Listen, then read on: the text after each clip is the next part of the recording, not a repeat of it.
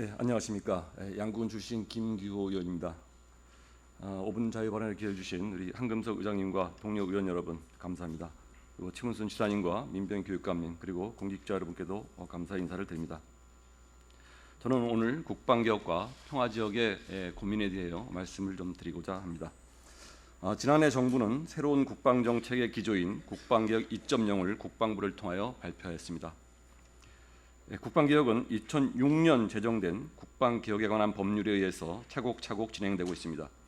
국방개혁 2020, 국방개혁 307, 그리고 현 정부에서 국방개혁 2.0으로 수정돼서 진행되고 있습니다.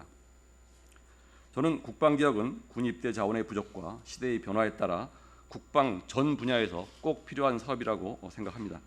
하지만 정부에서 내세웠던 국민과 함께하는 국방개혁에는 좀 부족하지 않았나 생각합니다. 2006년 12월 28일 제정된 국방개혁에 관한 법률 제25조 1항에서는 국군의 상비병력 규모는 군 구조의 개편과 연계하여 2020년까지 50만 명 수준을 목표로 한다고 법률로 목표를 정하고 있습니다.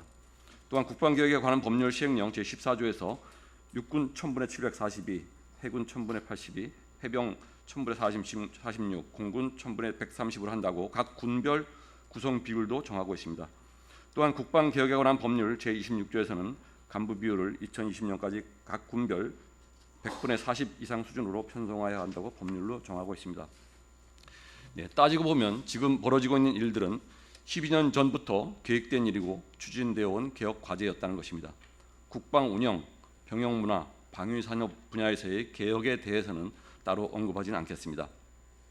문제는 국군의 군 구조 개편입니다. 화천과 양구 같은 경우는 군인의 수가 자치단체 인구 수보다 많거나 비슷한 상황입니다. 따라서 경제의 한 축일 수밖에 없었고 지역 경제를 좌우하는 게 군인이었습니다.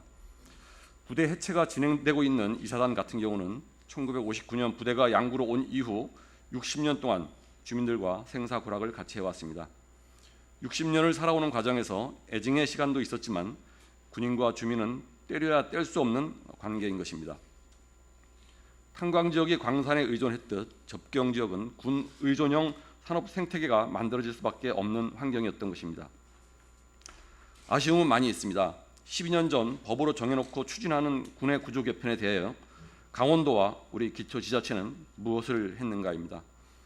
공개적으로 10만 명 이상의 군 병력을 감축하는 국방개혁 목표가 있었음에도 전혀 준비하고 있지 않다가 국방개혁이 완료되는 시점에 해체 철회를 외치고 있는 현실이 안타깝습니다. 10만 명 이상을 감축을 하는데 설마 강원도는 없겠지, 우리 동네 부대는 안 없어지겠지, 이런 생각은 아니었었나 생각해 보기도 합니다. 지난 8월 9일 양구군 주민들은 국방부와 국회를 찾아 집회를 통하여 이사단 해체 철회와 중단을 외쳤습니다. 이미 국방개혁 로드맵에 의해서 일부 부대가 떠난 상황에서 삭발까지 하면서 주민의 절절함을 전해야 하는 게 안타까웠습니다.